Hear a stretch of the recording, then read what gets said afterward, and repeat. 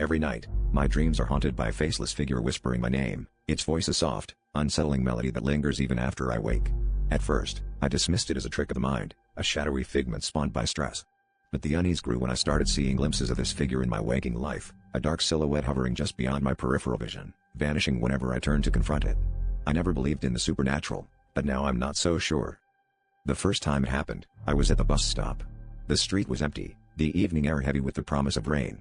As I looked down at my phone, I felt a shiver crawl up my spine. I glanced up and there it was, standing across the street, its featureless face turned towards me.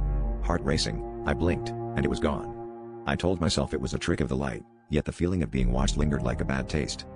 Desperate to rid myself of this waking nightmare, I began researching, hoping to find a rational explanation. I stumbled upon ancient folklore about shadow beings, entities that feed on fear and thrive in the edges of the human subconscious. The more I read, the more the stories resonated with my experiences. They were said to latch onto individuals, eroding their sanity until they became nothing more than whispers themselves. My skepticism wavered, and a creeping dread settled in. The figure was becoming more than just a figment of my imagination. Last night, the whispers were louder, a cacophony that followed me into the morning. As I prepared for work, I caught a glimpse of it in the mirror, closer than ever before, its presence tangible and suffocating. Panic surged through me, and I smashed the mirror in a desperate attempt to banish it.